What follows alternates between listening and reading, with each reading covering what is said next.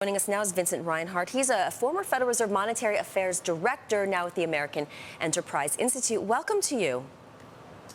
Thanks for having me. So your thoughts on Bernanke's characterization of the U.S. economy, is he spot on or not? Oh, the U.S. economy has probably hit the bottom of its business cycle in June of this year. That's what the high-frequency indicators point to. The question isn't that are we in recovery?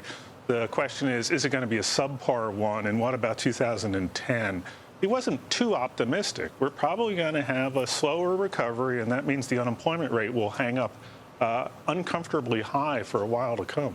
The jobless recovery, right? That's the phrase that's entered the vernacular. So how is that all going to balance out? And do you think, as our prior guest, Stuart Rothman, suggested, that it's not going to be until unemployment stabilizes, at the very least declines, the Fed will start getting into its monetary policy and become more hawkish, raising rates?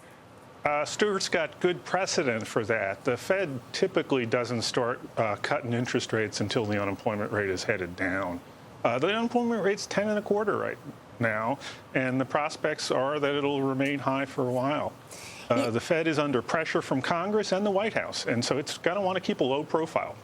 How does it do that, though? Because there is a glare on the Fed right now, especially with all of this talk. Bill Gross was on Bloomberg News earlier, David Malpass. Everyone's talking about this concern about these record low interest rates, the weakening U.S. dollar, creating these asset bubbles, specifically in China. So the hardest thing for the Fed is what happens if it gets hit with a bout of inflation jitters. And that seems to be happening right now. The dollar depreciates some more. We see oil and other commodity prices on the rise.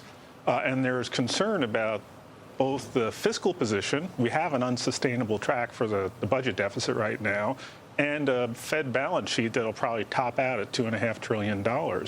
What happens when it's concerned about the domestic economy suggests a different policy path than market participants, particularly foreign exchange market participants, want.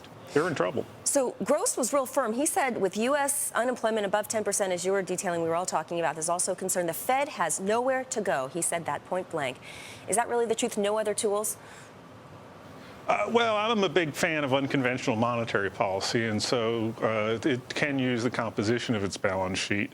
But the other thing the Fed can do is start being more specific about its longer-term strategy. If foreign exchange market participants are concerned about inflation prospects in the long run, the way to contain that is by explaining what inflation goal you have and trying to show us a firmer commitment to that goal. So you talk about the long run, so you get some more scope to act in the short run. Are you suggesting that we could actually hear more about exit strategy, perhaps the next meeting? Sure. I think that's going to be part of it. The fact that they've already acknowledged that they monitor the exchange rate probably makes it likely that they're going to want to say things that are reassuring about longer-term inflation prospects. The way to do that is to say they got a plan. There's no reason to put it in motion right now, but it's a plan that'll keep inflation contained.